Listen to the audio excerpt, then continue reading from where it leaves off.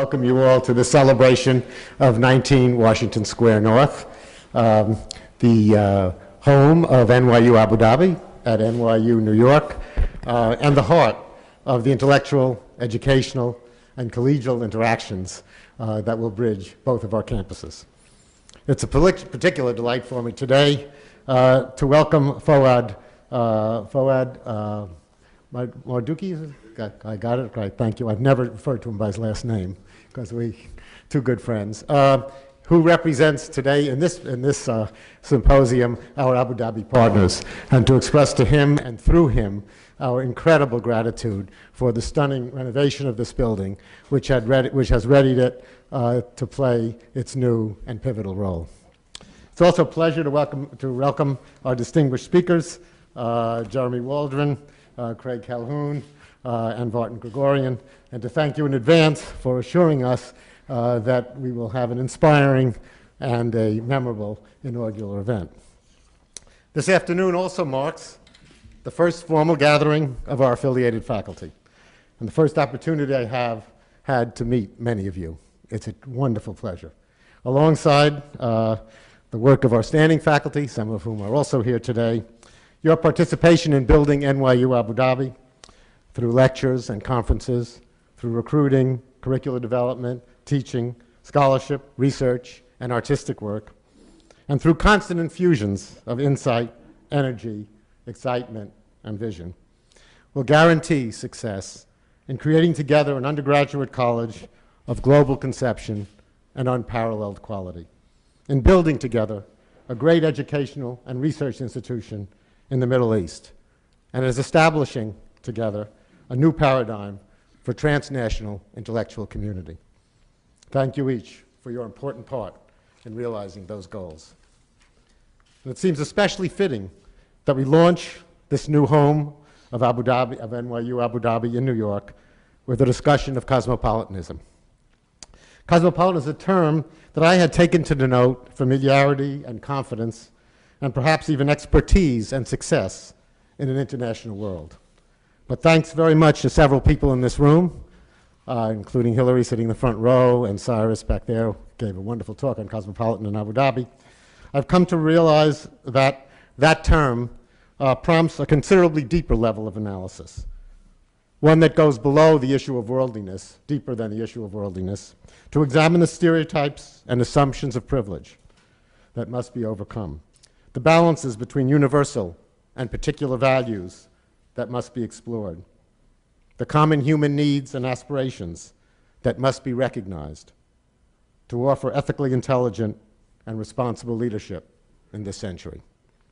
What theme could be more critical to consider as we shape the educational mission of our undergraduate college, and as we place a transnational intellectual community at the service of interpreting the realities, defining the priorities, and responding to the challenges of an interconnected world. Hillary Ballin, Deputy Vice Chancellor of NYU Abu Dhabi, University Professor, and Professor at the Wagner School at NYU, was the individual who chose cosmopolitanism as the theme for this symposium. She also played a central role, perhaps the central role, in the design of this building, and she has been a principal conceptual architect of NYU Abu Dhabi itself. It's with great admiration and great appreciation that I turn to Hillary, who will share some reflections on the building and then introduce the symposium. Thank you.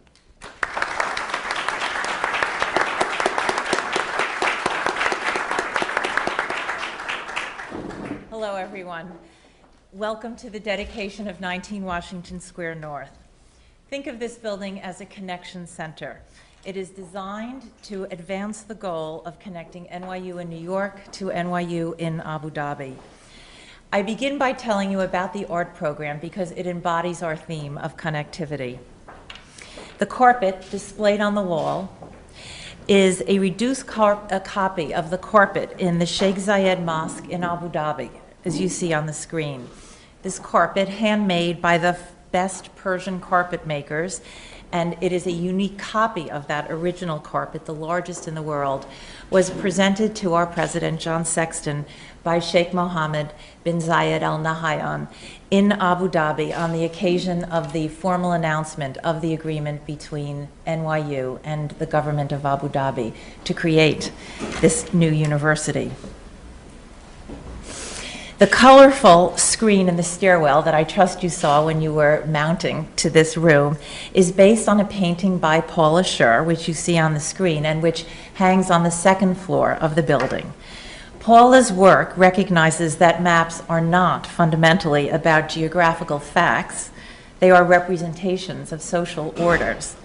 And this map shows our two island cities, the cities of New York and Abu Dhabi, and the campuses of NYU in those two cities, separated by a very small pond of water with the names of NYU global site cities rippling in that water.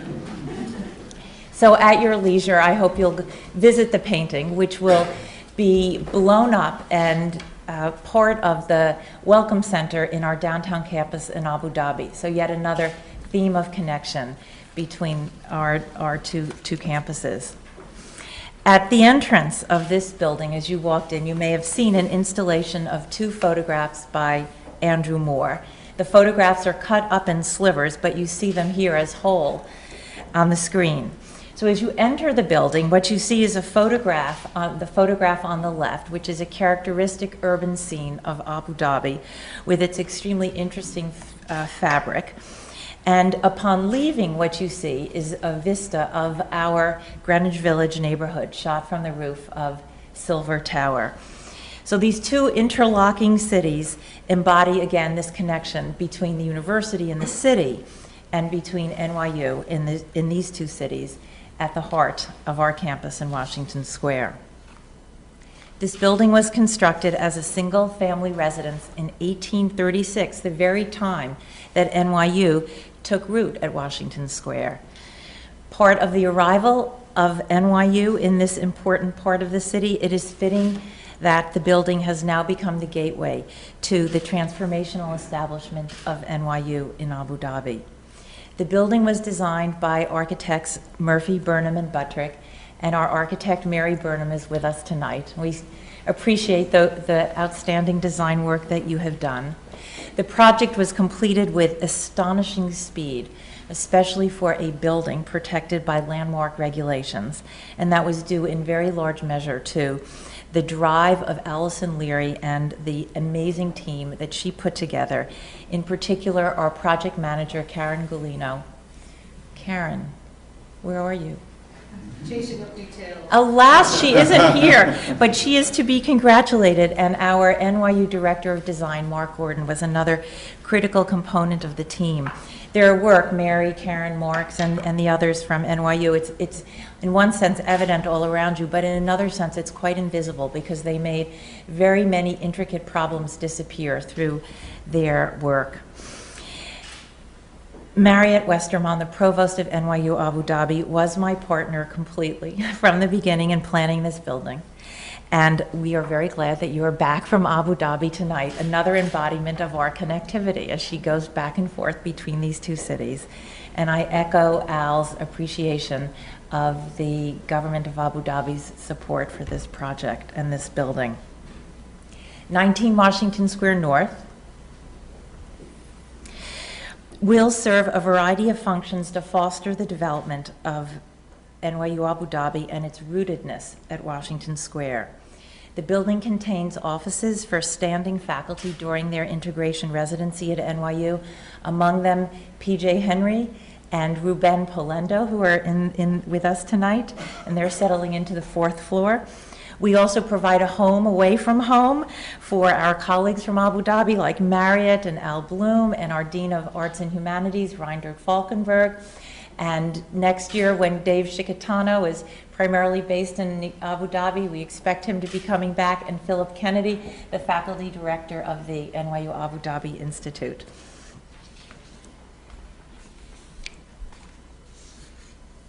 The ground floor where you came in is what we call our Connection Center. It will host admissions events, and orientations for faculty as they embark to teach in Abu Dhabi, and we're very glad that some of the NYU faculty, like Paul Bogosian, who will be teaching in Abu Dhabi next year, are with us tonight. This building is equipped for video conferencing in classrooms on this floor and above, and we want that habit of talking from the two campuses to become as utterly familiar to members of our NYU Abu Dhabi, NYU community as telephone calls are now to us. We just want to naturalize this technology. On December 7th, we will open our downtown campus in Abu Dhabi, a view of which you see on the screen. And it has already come to life as we have brought applicants to NYU Abu Dhabi to our downtown campus for admissions activities. And soon it will be bubbling with yet more life as our team moves into their offices there. And Linda Mills and Carol Brandt, who are driving an extraordinary admissions effort, have a sequence of student groups who will be coming in over the course of the year. I hope that, we all hope that all of you in this room who show your commitment to our project by being with us tonight will be with us in Abu Dhabi in the years ahead. With the help of so many in this room, we have designed an innovative curriculum, and we are running curriculum development workshops to take some of these bold ideas, like the Foundations of Science program that Dave Shikatano is spearheading, and flesh them out fully. And we have now faculty here and faculty and deans in Abu Dhabi who speak to one another about these programs in these rooms. I look forward to a moment very soon when this becomes a venue as well to connect the Institute research programs that soon will be launched. And I should note that a book has just been published under the auspices of the NYU Abu Dhabi Institute and of NYU Press that arises from a conference that was organized by NYU, the NYU School of Law, with Philip's great energy. The book is entitled Climate Finance, Regulatory and Funding Strategies for Climate Change and Global Development. It was edited by Richard Stewart, Benedict Kingsbury, and Bryce Rudick, and it is a very quick turnaround from a conference that was held only a few months ago, and we expect to see many more of these publications coming out of the Institute and the press. Finally, this building will host programs that reinforce the research and the curricular foci of NYU Abu Dhabi and build programmatic bridges, exploring issues that are germane to the university as a whole, and in particular, the rethinking of higher education in the global age, which we are undertaking at NYU and NYU Abu Dhabi. The brochure that I hope you received when you walked in describes the weekly lectures that we will host, and I have to acknowledge the indefatigable Carrie Barrett and Carol Gardner, who have made these events happen. And that brings us to tonight. Cosmopolitan values, as Al said, are at the heart of NYU Abu Dhabi. We do not use the term in the colloquial sense of globe-trotting, culturati, but as an ethically weighted concept. Cosmopolitanism has many valences, which will emerge, I'm sure, tonight and in the year-long series that we have planned with many faculty in the room. In some accounts, cosmopolitanism is a vision of shared global democracy that transcends the nation state, or a vision of universal solidarity in which individuals shed often divisive ethnic and religious and other ties. But the direction of recent writings on this subject has been to question the notion that cosmopolitanism requires shedding solidarities, requires shedding commitments to local communities. It is the idea of a global village in which these local bonds and the sense of cosmopolitan openness and the ability to negotiate difference are fundamental values. This is what I think is central to our vision of NYU Abu Dhabi. Tonight's symposium offers perspectives on the Cosmopolitan project writ large, and I will introduce our very distinguished speakers tonight in the order in which they speak. After they make their remarks, there'll be time for some discussion, limited time, I'm afraid, and then our provost, Dave McLaughlin, will have a few closing words. Jeremy Waldron is a philosopher who lives in the law school. We are very happy that he is with us tonight, having crossed the square, but he is truly a global figure who speaks around the world and whose writings are very well known. His books include The Right to Private Property, Law and Disagreement, and most recently, God, Locke, and Equality. He works on big topics: the rule of law, citizenship, and cosmopolitanism. In addition to his extensive publications in scholarly journals, in law journals, he writes frequently in the New York Review of Books. I'm sure many of you saw his recent review of Anthony Appiah's Experiments in Ethics just a couple of weeks ago. His forthcoming book is entitled Cosmopolitan Right. In an essay that he published in Sheila Ben Habib's Tanner, the publication of her Tanner Lectures of 2004, an essay that he entitled Cosmopolitan Norms, Jeremy asks what it means to speak of a cosmopolitan community, what sort of dense, and as he puts it, dense thicket of rules tie people together. We will hear him pursue this and related issues tonight.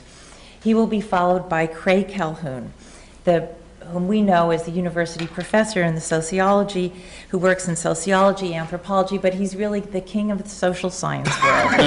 There isn't an aspect of the social science. It's a democracy. Well, okay. My word was not well chosen. He is the president of the Social Science Research Council, but he has been a remarkable advisor to this project, providing us with insights about great potential faculty recruits and the development of our core curriculum, in which he shares we share a passion for the core curriculum. His range is simply extraordinary.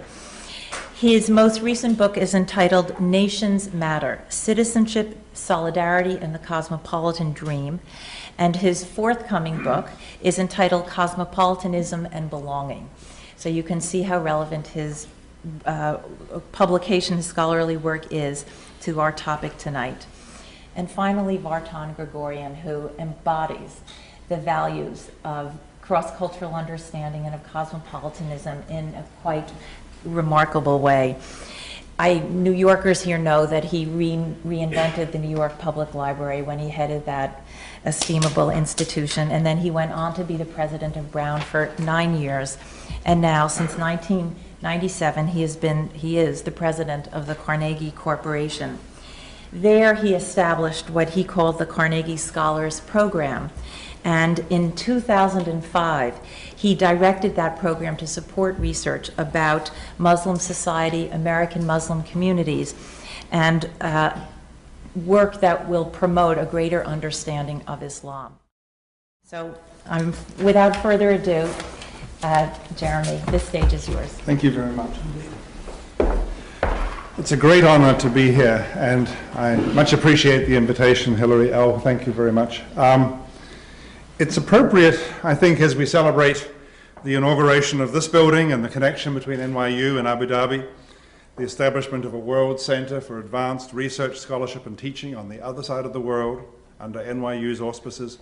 It's appropriate, I think, to begin by reflecting a little bit on the cosmopolitan role of the university and of the various ways in which universities can represent, bear witness to, nourish, and advance the cosmopolitan strain in our civilizations.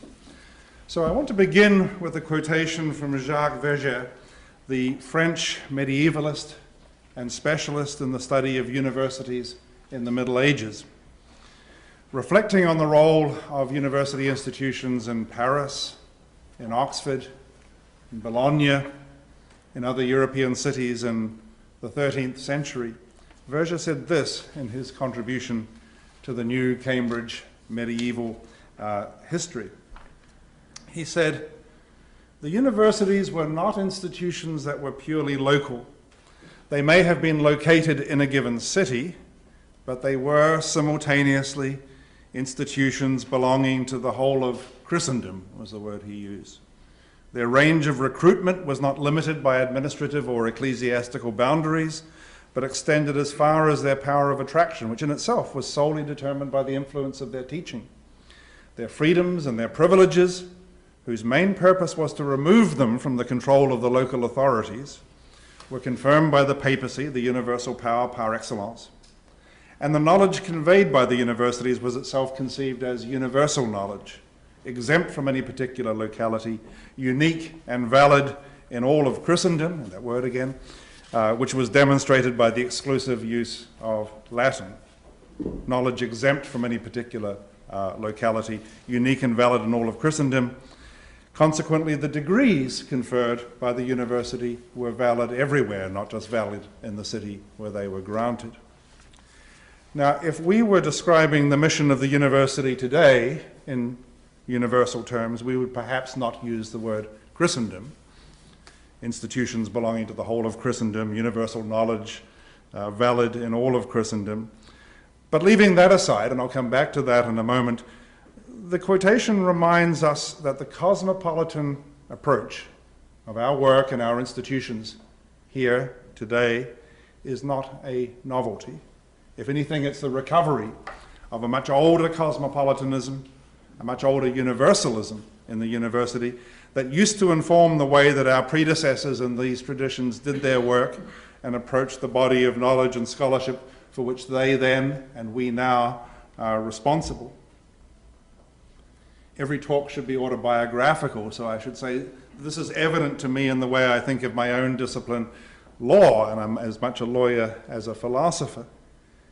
It's easy to think of law as tied to a particular jurisdiction, tied to a particular country, American law, British law, Abu Dhabi law, English common law, Islamic law, and so on.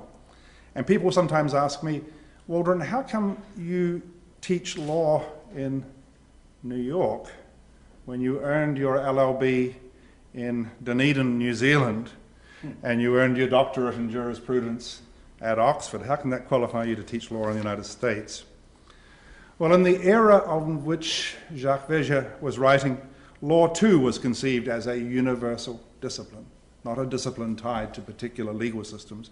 Jurists at Oxford and Paris and Bologna did not study English law, French law, or the law of some particular Italian city. They simply studied the law, the body of thought and knowledge, legal science, that was associated with the legal enterprise of governing human activities and transactions and associated with the rule of law as such.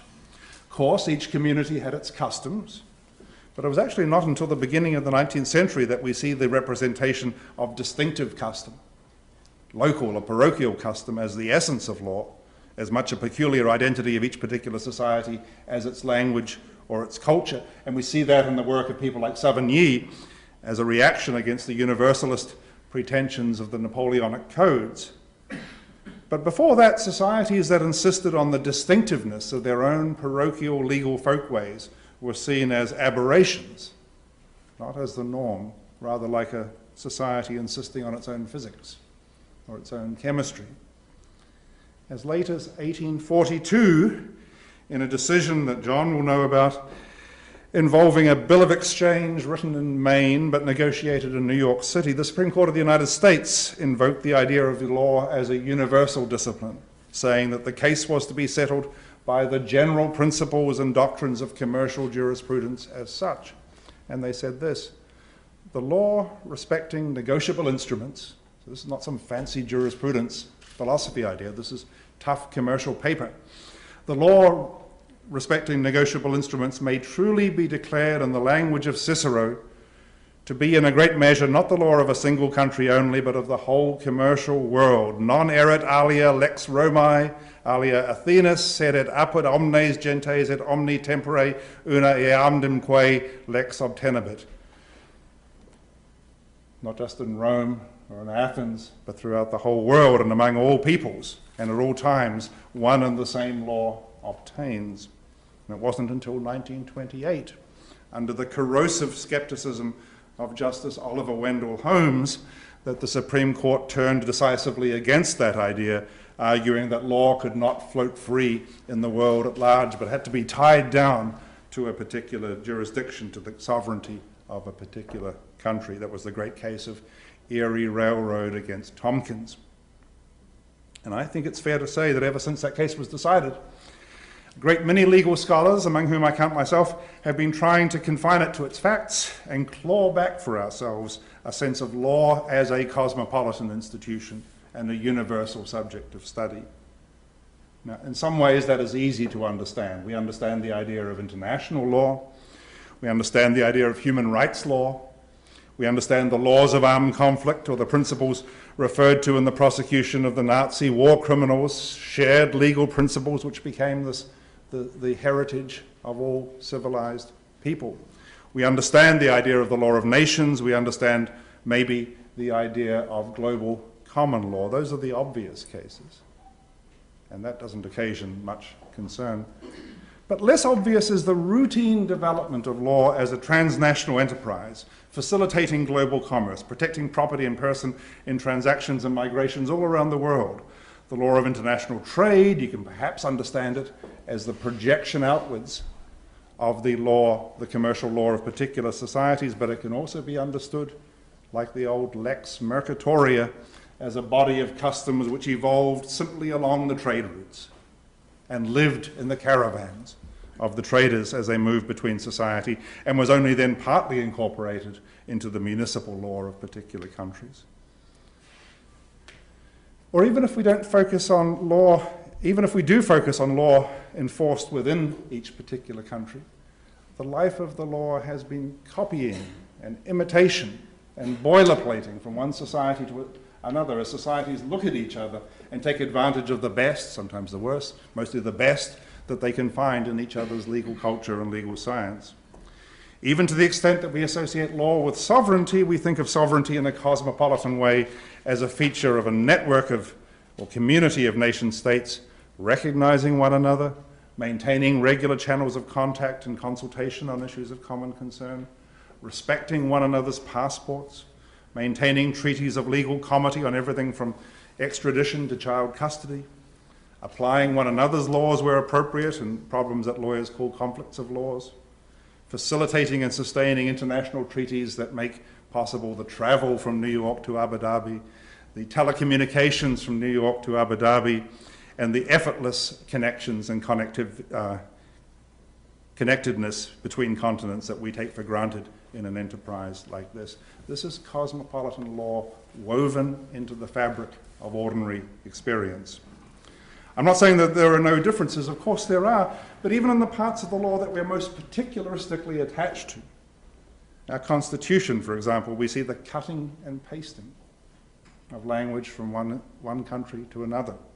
Our Eighth Amendment on cruel and unusual punishment, cut and pasted from the English Bill of Rights of 100 years before, and in the same language cut and pasted by the drafters of the Canadian Charter of Rights and Freedoms in 1980, more than 200 years, or almost 200 years later. Our own Constitution serves as a template for others around the world, and countries copy one another, not because they can't do the work themselves, but because they value the common enterprise of legality and human rights, and that they value what they have in common with other countries more than their national distinctiveness. I've dwelt on the case of law because that's what I know best, but everything I've said could be said and more in recovering this sense of an older cosmopolitanism in other disciplines.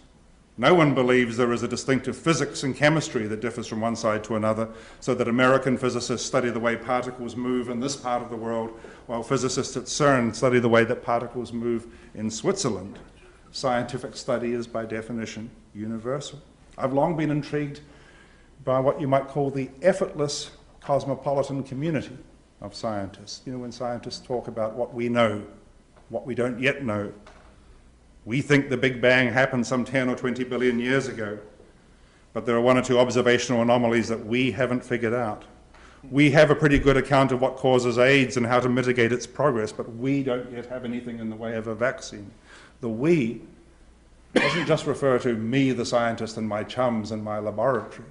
It doesn't even just refer to me and my co-nationals or scholars in the same university. The we refers to the consensus of the community of scientists in the world, scientists who read the same literature are aware of one another's findings, check and recheck each other's results, and grapple with problems in roughly the same terms. It's a wonderful notion because it's a cosmopolitan conception of community, an effortless civilization. It's not effortless, people have to work at it, but a civilization-wide connection taken for granted among humans working together in their ordinary lives in the pursuit of knowledge. And when you think of it, this is not just true of the disciplines studied in our universities. There's a similar pervasive cosmopolitanism in everyday life. It would be tedious to count the mundane ways, whether it's trade or consumer goods or sports. Well, sports is a bad example. I'm thinking about communities which, when they have a World Series in a sport, invite teams from other countries. But think about this. I said earlier that the reference to Christendom in Jacques Verger's statement about medieval universities made his conception of the universal mission of the university seem less cosmopolitan than perhaps we are comfortable with. Particularly in our connection with Abu Dhabi, we want to think well beyond the boundaries of what used to be called Christendom to embrace the Islamic world as well.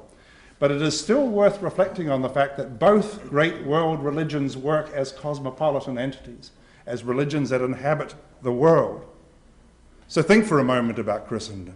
We may think of it as located in Rome, or located in the site of a particular cathedral, or located in a city like Jerusalem or the towns in Galilee that its founder grew up in, or the towns in Asia Minor that the evangelists progressed before. But basically, it exists in the world. Catholic Christianity located in Rome was not a matter of putting down cultural roots in a particular community, but rather a base of operations for a cosmopolitan enterprise in the most cosmopolitan city in the contemporary world. And so it exists today, exercising pastoral leadership over 1 billion people, many of whom regard their involvement in that vast global enterprise as the most profoundly important feature of their lives. The same is true of Islam. It arose in a particular time and place, and it has its holy and sacred sites in Mecca or in Jerusalem, but it exists now, if it exists anywhere, in the world. It exists in the world, and in its worldly and cosmopolitan character, it may again be the fact about their lives that people in what are otherwise the most disparate communities take most seriously. There's a kind of an optical illusion or fallacy that it's very important to avoid when we think about culture and cosmopolitanism. I call it the grade school teacher's fallacy. When a grade school teacher wants to introduce the children in his or her class to other cultures, cultures of the Dominican Republic, or of Mexico, Belgium, India, they will choose to show the children things that are different about these cultures, things that matter to the people in those cultures but are quite different from the things that matter to the pupils themselves. And we will say that, and she will say that the most important thing about each particular society, each cultural or ethnic community, is its distinctiveness, what distinguishes it from others. But that may be a serious misconception, both as a description of the consciousness of the communities in question and as a prescription about what respect for the members of a given community ought to involve. A man in Indonesia and a woman in Damascus may believe quite rightly that they have much more in common in their common commitment to Islam than to anything which the grade school teacher would say was useful to illustrate the distinctiveness of Indonesian or Syrian society. A woman in the Philippines, a man in Brazil, and a teenager in Ireland may both think that the teachings and sacraments of the Roman Church are the most important aspects of their culture in regard to the way their lives are actually led. And it's not just religion, but science, trade, everything. The most important things that people value may be woven in as cosmopolitan strands, not particularistic strands, to their culture. I'm not saying that people don't value the distinctiveness of their societies, but I'm trying to highlight that when we look at what matters most to people's lives and look at it without preconceptions about distinctiveness, we may well find that cosmopolitanism or worldly and global strands matter more than anything else. So when we talk about the cosmopolitanism of the university, we're not necessarily talking about something which divides the elites who inhabit our institution from the ordinary lives of men and women of our societies. When Martha Nussbaum spoke of cosmopolitan responsibility a few years ago in an article written for the Boston Review, she quoted the old Stoic adage that each of us dwells in two communities, the local community of our birth and the community of human aspiration, in which we look neither to this corner nor to that, but measure the boundaries of our nation by the sun.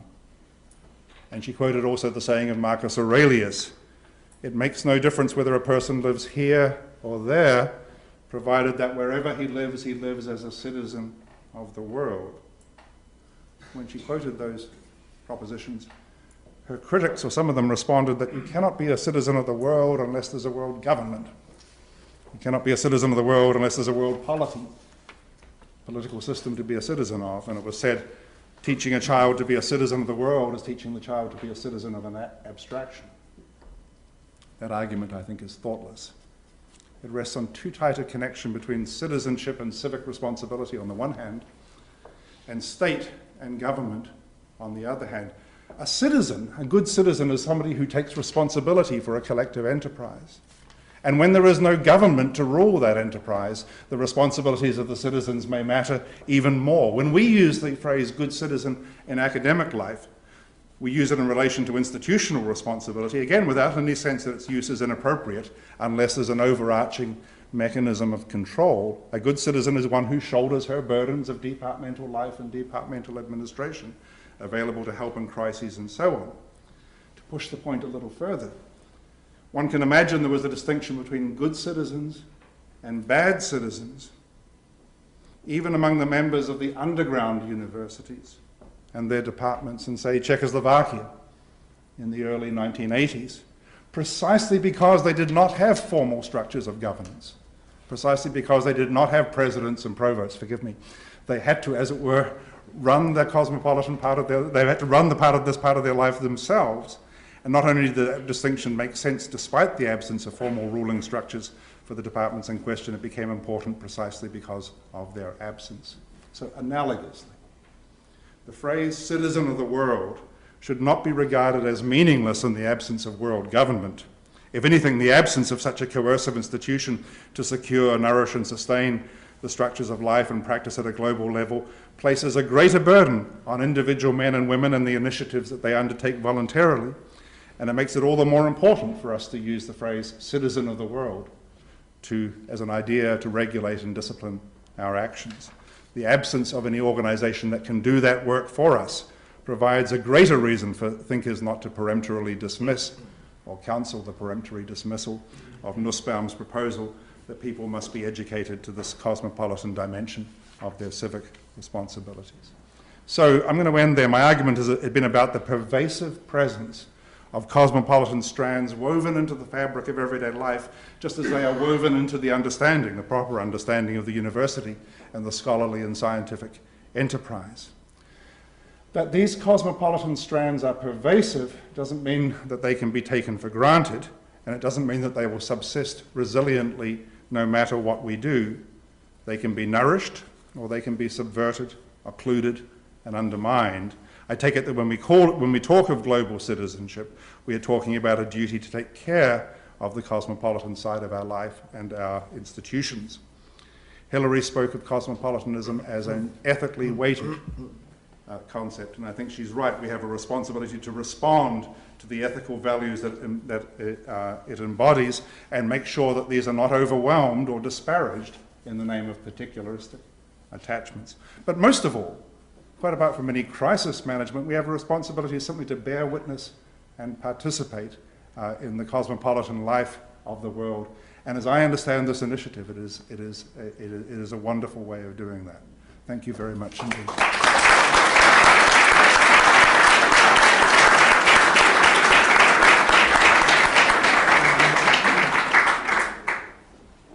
Let me join Jeremy in giving thanks to Al and to Hillary and to everyone who's made the NYU Abu Dhabi linkage for the privilege of being here. And let me thank Jeremy for his opening talk, which is stimulating. You'll find we overlap and don't agree 100%, which is a good thing because it justifies having another talk. Cosmopolitanism is an ancient idea, indeed. It is typically traced back to Diogenes of Sinope, who aspired in ancient Greece to be a citizen of the world, partly to avoid the laws and social norms of any particular place. Instead, he affirmed one should simply live in accordance with nature. He dressed badly, slept in a tub, and advocated public sex and unrestrained belching. The citizens of Athens thought this self-declared citizen of the world was simply uncivilized. Fortunately, one doesn't have to be uncivilized to be cosmopolitan. Diogenes gave us a term which we translate as citizenship of the world, but which we use less to describe a political status, like citizenship in a nation-state, than a sense of appreciation and responsibility for the whole world.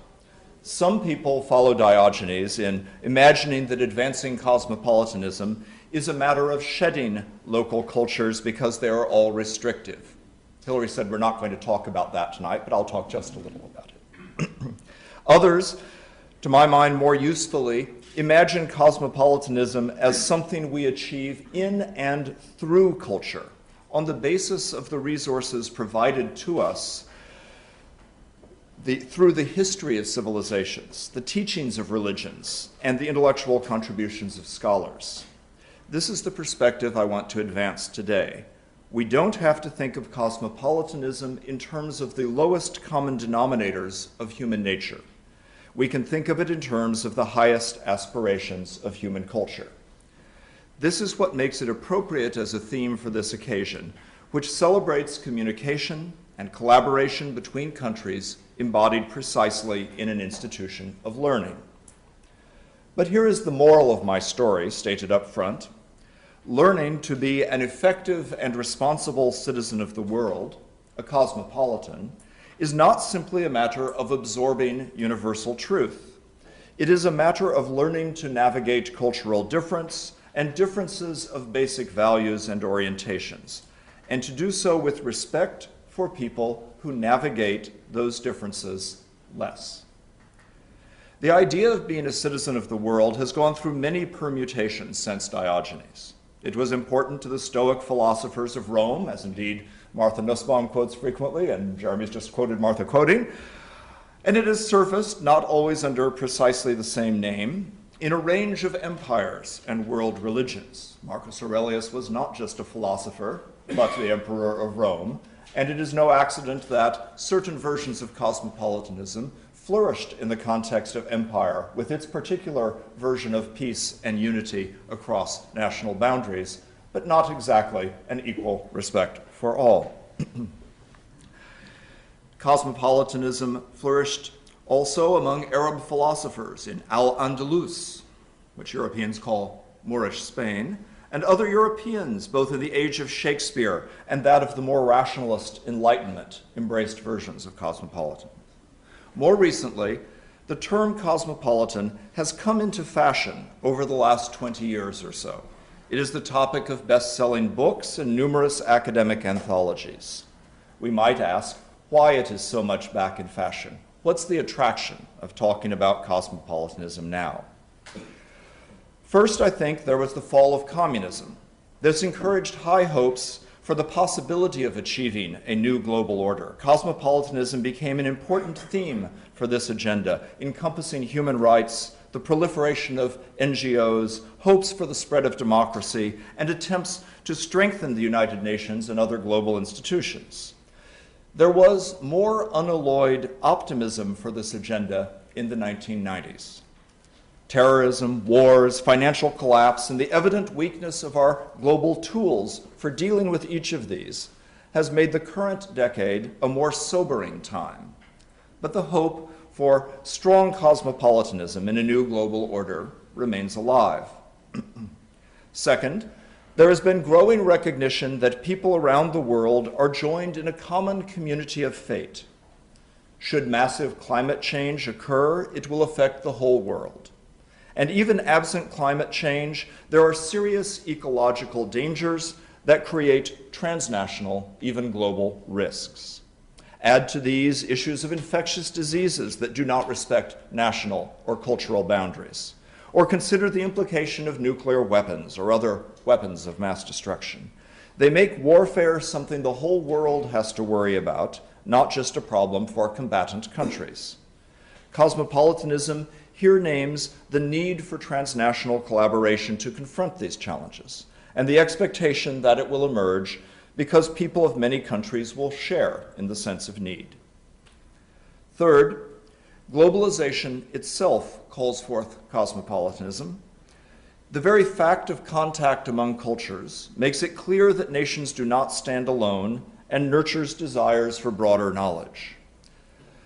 There is an intensification of globalization, particularly from the 1980s forward, an increase in the numbers of those contacts, in the strengthening of international markets in a variety of different commodities, and indeed, perhaps above all, in financial instruments. There is an intensification of cosmopolitanism in migrations around the world. There is an intensification of transnational linkages in a variety of new projects of trying to solve problems in the world. It's important, I think, however, that we break with one of the ways in which globalization is often discussed. It's often discussed as simply a single phenomenon spreading everywhere. Instead, I think it's helpful to recognize that globalization both looks different and is, importantly, different from different perspectives and vantage points in the world. It is a host of different patterns of interconnection forged through trade, migration, and communication. There is no simple market that is the universal market. There are innumerable markets with varying geographies and a variety of different modes of connection. Globalization is not an entirely new phenomenon, but rather shaped by histories of empire, war, and efforts to build relations among countries. Discussions of cosmopolitanism or world citizenship need to take this into account. We won't make progress simply by asserting the universal. We have to make progress by working through the different relationships which have been forged historically. Because all are human, and as the Roman playwright Terence put it, nothing human is alien to me. This can extend into an idea of responsibility that each of us should care about others distant from us. But how we approach this makes a great deal of difference.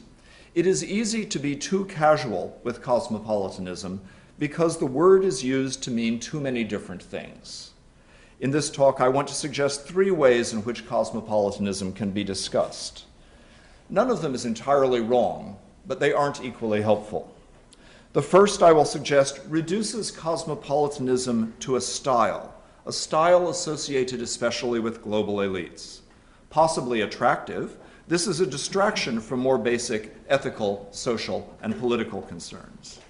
The second approaches cosmopolitanism as a universal ethics, sometimes connected to universal principles of law, as Jeremy suggested, based on ideas like human rights that stress the equivalence of every human being. Valuable to theories of justice, for example, this is nonetheless a limited perspective, for it abstracts persons too much from their social and cultural contexts and often blinds us to the implications of material inequality. The third approach sees cosmopolitanism not in equivalence, but in connections. Connections precisely like those we celebrate, linking New York and Abu Dhabi, but also New York and Abu Dhabi to a variety of other specific communities and regions in the world. It emphasizes that though we are growing more and more connected, the patterns of our connections are varied and incomplete, not universal. It reminds us that we engage the larger world through our specific localities, nations, regions, and cultures, not by escaping them. So cosmopolitanism as style. Cosmopolitan is often a compliment for the suave and debonair. It is praise for those who know how to pick out an Italian suit, who read The Economist and Financial Times, who can discuss the merits of Nobel Prize-winning novelists from Egypt, Portugal, or Nigeria. It is a term of self-congratulation for those who can eat Asian food with chopsticks, Ethiopian or Indian food with fingers, and pick the right fork for each course at an elegant European banquet. In both popular culture and political science, cosmopolitanism often figures as an attitude, a style, a personal commitment. This is not necessarily political or even ethical. Contrast the significance of the phrases citizen of the world and man of the world. The former may hint at humanitarian commitments or leadership in global business or diplomacy. The latter, man of the world, is as likely to be about expanded tolerance for ethical lapses. He's a man of the world, wink, wink, nudge, nudge, or simply about more fashionable clothes. For many people, cosmopolitanism denotes a world that is simply an object of consumption, there for individuals' pleasure. The feminist lawyer Kimberly Yurikow writes, "The goal of cosmopolitanism is self-expression and self-realization. Cosmopolitanism presents individuals with a wide range of options. They choose the one that will bring them the most pleasure and gratification." This is a way to think about cosmopolitanism, but this consumerist perspective on cosmopolitanism, though widespread, isn't the only way. It's important, though. In the world's global cities, and even in a good many of its small towns, certain forms of cosmopolitan diversity appear ubiquitous. Certainly Chinese food is now a global cuisine, both in a generic form that exists specifically as a global cuisine and in more authentic regional versions prepared for cultivated global palates, which is to say there's no such thing as Chinese food in China. Nobody in China eats Chinese food in general. You may have Sichuan food, you may have Cantonese food, yet each of these is also stylized and made into something distinctive for global production and consumption, not exactly what is authentic to that back home. Of course, one can also buy Kentucky Fried Chicken in Beijing, right there by the Forbidden City. Local taste cultures that were once more closed and insular have indeed opened up. Samosas are now English food, just as pizza is American and Indonesian curry is Dutch. Even where the hint of the exotic and the uniformity of the local is stronger, one can eat internationally. Mexican food in Norway, Ethiopian in Italy. Consumerist cosmopolitanism can even extend to marriage choices.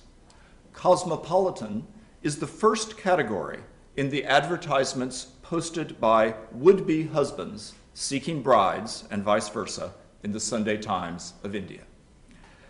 Cosmopolitanism, I should actually quote one of these for you, really. I mean, so here's an ad placed in the Sunday Times, right, in that sense. Cultured, cosmopolitan, and westernized seeks smart, westernized cosmopolitan working for multinational corporation.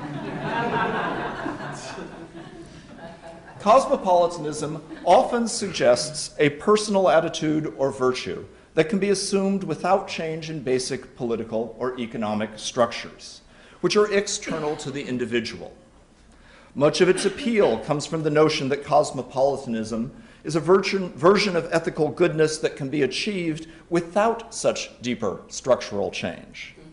But cosmopolitanism is not simply a free-floating cultural taste, equally accessible to everyone, not just a personal attitude, nor even a political choice, though it can inform these. Cosmopolitanism is also a matter of material conditions that are very unequally distributed. What seems like free individual choice is often made possible by capital, social and cultural as well as economic capital. Take the slogan in Sony's recent computer advertisements. They say, C is for choice, color, and cosmopolitanism. But surely C is also for capital, since Sony demands a certain payment.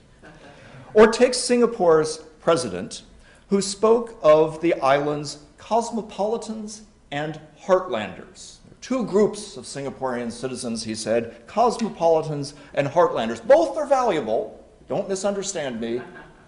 But after his speech, a local blogger responded sarcastically, and I quote, "Many Heartlanders think that to become a Cosmo, you need a lot of money. Nothing could be further from the truth. Being a Cosmo is essentially a state of mind and has nothing to do with that overdraft that keeps you awake at night." He continued with mock advice on wine and watches, cars and condos. But as the blogger Mahesh Krishnaswamy said, "Travel is the true measure of a Cosmo. Been there, done that is their motto." Sadly, he fears, his readers are, quote, "those of us who haven't been, precisely because we haven't a been." In short, cosmopolitanism is not equally available to everyone. Some have more money and get more choices, and this is a limit to the consumerist path to global harmony. And we should add to the catalog of differences in privilege and capacity English as a global language, establishing immediately an inequality of major weight in the world. The accident of the coincidence of the West and wealth in many relations, the West and military power in others, something that is shifting in the global world, but always a weight on cosmopolitanism. Let me turn to ethical universalism and cosmopolitanism briefly before wrapping up with the one I like best. The cosmopolitan attitude need not be understood primarily through consumer choices. It is represented also by concern for universal human rights, action in response to humanitarian emergencies in distant countries, efforts to promote a more just global economy. For many who use the term, cosmopolitanism signals a direct connection between the individual and the world as a whole. This is why an ethics is understood to be adequate and not to require the mediation, always, of a politics or of an engagement with other kinds of organizations. This could be the basis for an ethics that says each is obligated to all. The implication is that local cultures, nations, perhaps even religions, stand in the way of recognizing the essential equivalence of all human beings. In cosmopolitan discourse, it is thus common, not universal, I'm happy to say, to assume that an open, enlarged view of the world must be a matter of transcending strong ties to other specific people in favor of commitment to humanity as a whole. Cosmopolitan ethics, for some, often stresses abstract equivalence among members of the category human. In religious terms, each human has a soul. In more secular vocabulary, each has rights. This understanding underwrites most philosophical accounts of ethical universalism. It has various problems. Jeremy illustrated one of them, the tendency to confuse the West for the universal. It's also the basis for much cosmopolitanism. Starting from the perspective of abstract equivalence, seeing essential similarities as the main ground for cosmopolitanism tends to make differences appear as potential problems. They may be occasions for tolerance, as members of one religion tolerate adherence to others, but this is hardly a source of cosmopolitan unity, I want to suggest. Likewise, nations are often understood by universalistic cosmopolitans as only self-interested sectional loyalties, preferences for one's own group, which misses the point that belonging to a common nation actually connects a variety of groups, is often what underwrites solidarity between those with more and less money in different regions, sometimes with different religions or other orientations. Strong cultural loyalties appear in this view as prejudices, but this leaves out at least half the story. For thick or strong cultural loyalties not only join people to each other and enable both individual and collective life, but also, along with creativity, offer variety to the world. That is, cosmopolitanism is a lot better and a lot more fun with difference in the world than it would be if it were only joining us where we are the same. The development of nations and the social institutions that organize national societies, including but not limited to governmental ones, is a cosmopolitan achievement. Nations knit together smaller regions and provinces, however imperfectly. And indeed, the same should be said of religions. Though religions may divide human beings, religions also offer some of the largest scale and most influential forms of transnational cosmopolitan solidarity. So in conclusion, a cosmopolitanism of connections. Instead of grounding cosmopolitanism in the categorical equivalence of human beings, we might ground it in our relationships to each other. An element of this may be incorporated into the notion of a common relationship to God, the creator of all. A similar notion could be extended to all living things, all those whose lives would be extinguished by a cataclysmic environmental tragedy, for example. The unity then lies in the potential of a disaster so great it would end all, the mirror image of creation, radical enough to create all. Being part of a community of fate with its orientation to a future to be achieved or averted may be an important bond among diverse people. But fully grasping the lateral connections human beings create with each other requires situating them in history. That is, we might say that connections among people and places, landscapes, buildings, are forged not only by external causes like divine creation or fate, but also by human action in history. In this view, humans are joined not just by abstract equivalence, but also by the interpersonal relationships and social institutions, from language to states to religions, that we have created. The capacity for such creation is basic to humanity. Everyone is connected to others and through them to all, but the connections are partial and incomplete, however dense and important they may be. History has connected us in some ways, more to some others than to all. We have the possibility to create a new future, but as Marx put it, not under conditions of our own choosing. What we can create is always shaped by our situation in history. This, I think, makes for a more robust way to ground cosmopolitan thinking than the universalism of abstract categorical equivalence alone. Think even about Christendom and Islam, right? Universal religions, but also threads of connection across nations, across regions, along migration routes, with a variety of differences that are not simply resolved into a unity, but are in fact connected by common practices and common values, which create the possibility for common discussion and life together. Think also of cities as sites of cosmopolitanism rather than simply the world as a whole. How many languages are being spoken at this moment within 6 blocks of here? 50? I don't know, but lots, right? How many people are mixing and integrating, how many different values on life come together in a city? So cities as global connections, not city-states necessarily, cities are zones of interconnection among people. Or think again of other ways connections are forged in the world. Bodies of water. We forget the Mediterranean. We forget the Indian Ocean. We forget the way in which being located around a body of water is often a form of connection among people, almost never a political structure, but nonetheless a conduit of civilized connections. So think Abu Dhabi and New York City, but also Abu Dhabi, the Middle East, North Africa, South Asia, and Southeast Asia, and a host of regions which don't simply become a unity. I'm asked often about NYU Abu Dhabi. Is it going to have mostly students from the region? Well, from some region, I say. Right? What's the region? Is the region Arab society, Middle East society, Islamic society, the world? All of these, and informing each other, and the value of NYU Abu Dhabi will be greater the more these are all represented there. We are connected, I said, but incompletely.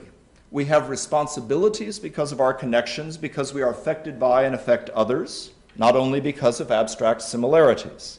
At the level of both individuals and culture more broadly, we are transformed by the historical processes of social action and interaction. These give us capacities for mutual understanding. These capacities are always in some degree specific to the cultural and historical circumstances in which they are forged. They are not simply universal. We should not confuse the experience of roaming the world and appreciating its constitutive differences with grasping it as a whole. So I've suggested some of the dominant strands of cosmopolitan theorizing. Not false, grasping something in the world, don't give us the purchase on the project of a more cosmopolitan world that grasping connections does. I've argued that cosmopolitanism needs to be explored in terms of webs of specific connections that position us in the world, from friendship and kinship through national states to religions to markets and global institutions. These cross-cut each other. They don't always reinforce each other. That's a good thing. A central part of what a university experience does is open up new connections. It does this literally by introducing people to each other, students and professors alike. It does this also by introducing students to great products of different cultural traditions. This is a basis for analyzing both what they have in common and how they differ. And it does this by providing students with intellectual and cultural resources for confronting future challenges, skills, habits, and perspectives, as well as tested knowledge. The students, we hope, gain the capacity to translate, they gain knowledge of diversity, but perhaps most importantly, they gain a willingness to be transformed by that new knowledge. This is a matter not always of shedding culture, but precisely of finding new resources in culture. And this universities can open up, including NYU Abu Dhabi. Thank you.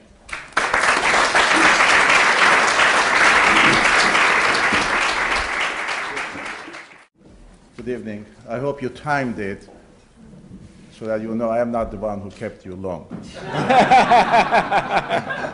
It's very difficult to bring 3 professors to speak at the same time because we're all used to 45-minute lectures. And I was hoping that's what we would get. And I did get wonderful knowledge today from 2 preeminent intellectuals and professors which grace NYU, Mr. President. I was going to talk about cosmopolitanism, but I decided not to. For one simple reason, because after all, what can I add? And furthermore, all my life, having read Marxist literature, I always saw what happened to cosmopolitans. They all ended up in Siberia. Cosmopolitan for Marxists meant decadence, people without roots, who have no engagement in time, space, or in class. But we saw now that's not what cosmopolitanism means now. Internationalism, on the other hand, a term which was never mentioned by any of our dear colleagues here, meant exactly what cosmopolitanism for Marxists was not. So every time they sent Siberia, 49, 52, 37, I know all of this because those are great years of translation of Shakespeare into Russian, Ukrainian, Armenian, and every other language. Because Shakespeare was international, values shared by all humanity, transcending time, transcending it, but not cosmopolitanism. But that's a different argument we'll discuss one day. Now, I'm going to stick exactly about Abu Dhabi and NYU relationship. In June 2009, 180 vice chancellors attending the 17th Conference of Commonwealth Education Ministers held in Kuala Lumpur issued a timely declaration that articulates the importance of universities in our increasingly globalized world. They said that both public and private universities are essential to the development and dissemination of knowledge and to increasing public understanding about global issues, including sustainable development, climate change, food security, and financial systems. Universities, the vice chancellors declared, were also integral to encouraging a spirit of global citizenship based on mutual respect and understanding, and critically important in their ability to contribute to economic growth through the creation of a skilled workforce, as well as new products and services developed through research and applied knowledge transfer. Understanding that these great ideals can only be achieved if learning and knowledge are available to all, the vice chancellors included a bold statement about gender equality, committing themselves and their institution to equality of access to the benefits provided by higher education in terms of opportunities for students, but also for professors, administrative staff, regardless of gender, and I quote, or other areas of inequality. I don't know what they mean by that, but we'll find out one of these days. Partnerships, the Vice Chancellors noted, were a necessary and fundamental component of advancing universities' work and thus increasing their impact. This is especially important now in a world where so many problems are both multinational, multi-regional, and multidimensional. In order to facilitate the internationalization of higher education, they called upon universities to join in symbiotic, not parasitical, partnerships and networks, and to encourage multinational and multidisciplinary research collaborations that address global problems. I chose to highlight Kuala Lumpur Declaration because it comes not from the West, but from the East. Otherwise, I could have quoted none other than John Sexton, the distinguished president of New York University. Because this declaration resonates with all of us in higher education community, wherever we are, whoever we are. Today, as our world becomes more and more complex and interdependent, alas, is often torn between competing belief systems and ideologies, between those who have power and those who seek it, between those who have much and those who have little. We often turn to our great centers of learning, our universities, to help guarantee that the voice of those who philosopher Bertrand Russell called the minority of one are included in the global debates about issues that affect not just one nation, one region, but all of humanity. That's why it's important to guarantee the free and honest discourse and debate that is fostered in our universities, because such discourse is essential for nurturing in each succeeding generation a respect for the right of each individual or group to form, espouse, and defend their beliefs and their thoughts.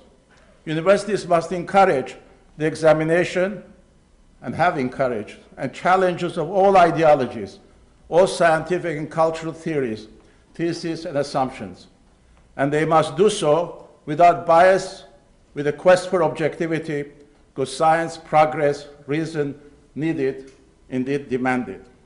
The role of universities as impassioned but objective sources of teaching and learning becomes even more vital to our shared future when we recognize that science, scholarship, and knowledge have no borders. Indeed, neither aspirations of human beings and societies. This reality is underscored by the fact that today, while some think we are living in an age of limitations, others believe we live in an age of possibilities and potentialities.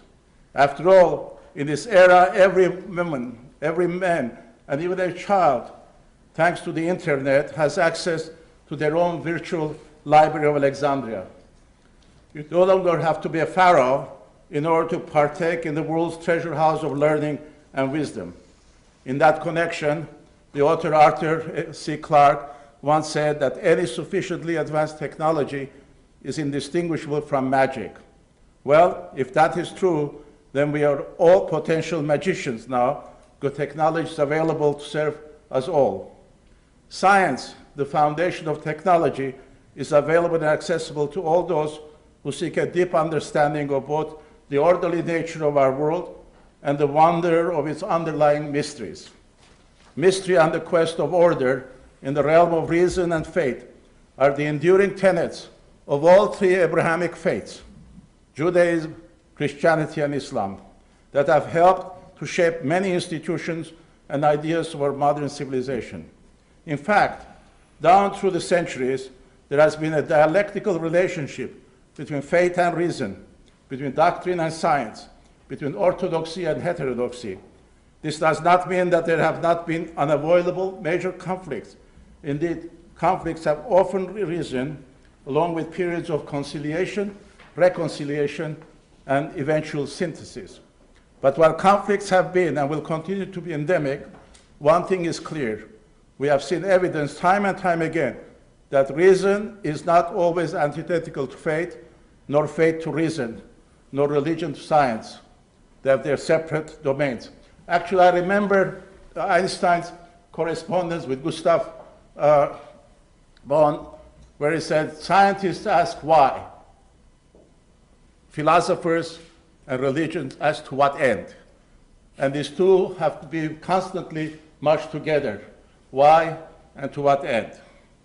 Coming back to the Gulf region, let me remind all of us, while they are small, politically not majorly significant, Qatar, Bahrain, Abu Dhabi, Kuwait, and other Emirates, just I'd like to remind you that they have existed side by side and within major empires, whether Persian Empire, Greek Empire, Roman Empire, Byzantine Empire, Arab Empire.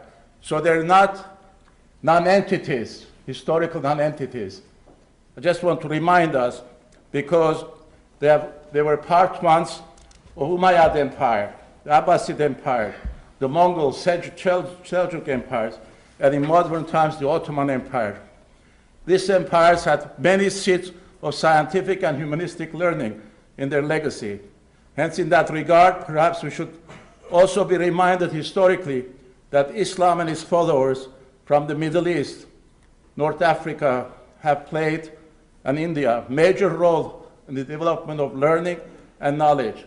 In fact, the first university, Al-Azhar University, was founded in Egypt around the year 1000. Further, a constellation of Muslim intellectuals, scientists, mathematicians, and astronomers have contributed to our understanding of modern science and how the world works. For example, Al-Khwarizmi, 850, pioneered algebra, which we know the algebra, Arabic word. Chemistry, alchemy, is also Arabic word. Sifr, zero, is also Arabic contribution. It was greatly improved by later Muslim mathematicians. Al-Kindi, Abu Mashar, 1886, student of Al-Kindi, yet far more influential in Europe as Al-Bumasar, the astronomer and astrologer. Al-Farabi, Al-Biruni, Ibn Sina, Avicenna.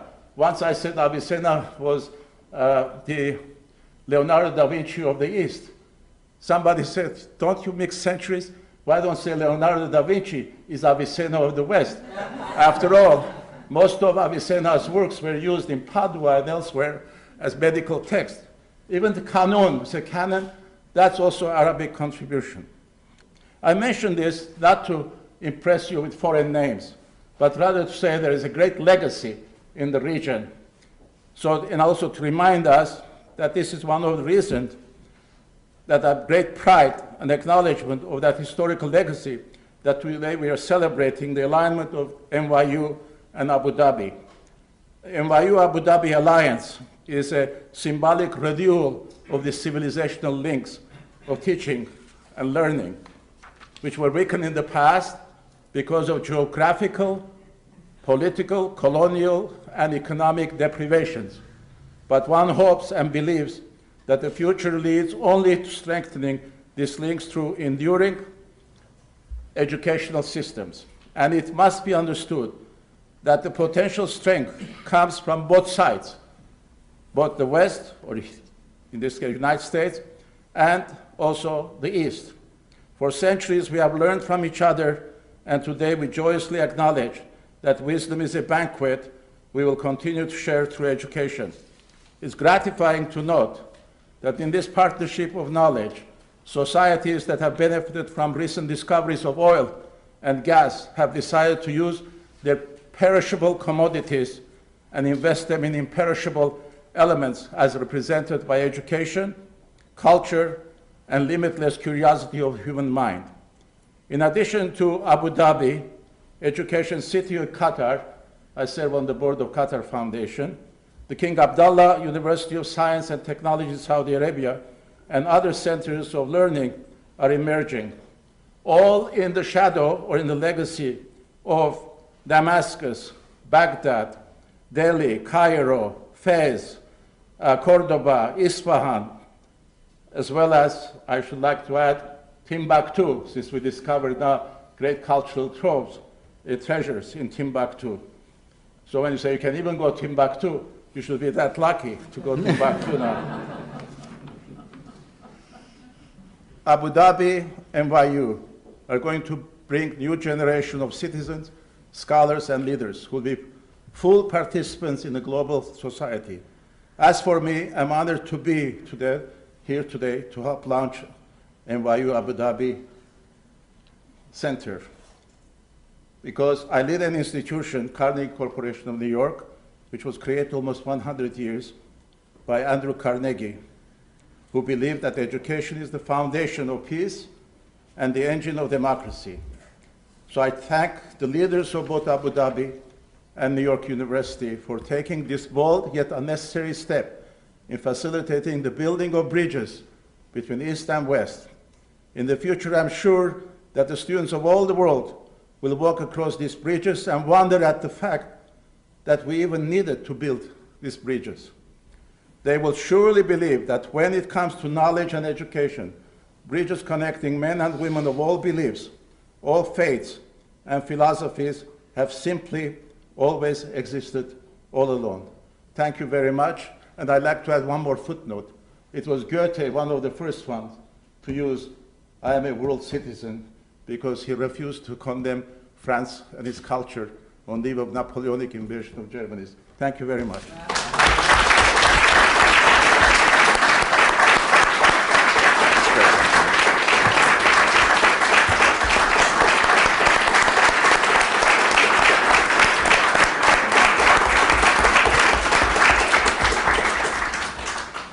Gentlemen, thank you for your stimulating remarks and your endorsement in such a powerful way of the ambition, the intellectual ambition and social ambition we have at NYU Abu Dhabi.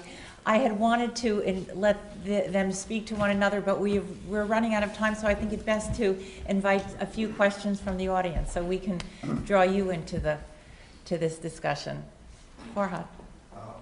I want to raise an issue that I think perhaps Craig can respond more directly to. This is that cosmopolitanism as an idea competes with another value or view in many civilizations and cultures with universalistic aspirations, and that is categorize people as unequal based on whether they're gender or children or handicapped and so forth. How does one cross the line here between cosmopolitanism and civilizations that actually categorize people by certain unequal relationships?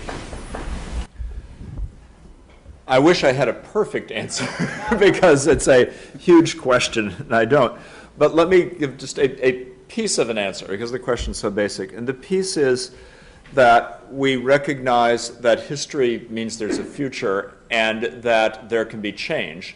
That this is not just a matter of some sort of cross-sectional static reconciliation in which everything is made to fit together at one time, but rather that by building connections, engaging in interchange, there can be a process of mutual transformation in which an engagement may, one hopes, reveal some of the losses that come with engaging in that categorization, and often within cultures. In fact, within every culture, there are, including those that engage in categorizations that produce sharp and painful inequalities, there are also resources for contesting that.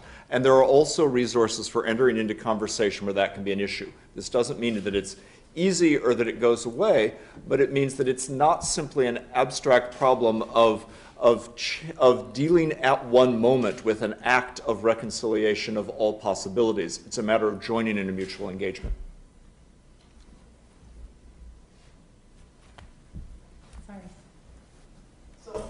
I teach a course called Conversations of the West. Me too. Did this morning. In which we read out the evidence cosmopolitanism. And I talked to them about the concept of conversation across cultural boundaries that he develops. The other one time teaching this course, a student came in and she said, okay, I'm really moved by your course and I want to know how to put cosmopolitanism into practice in my daily life. So we talked about this.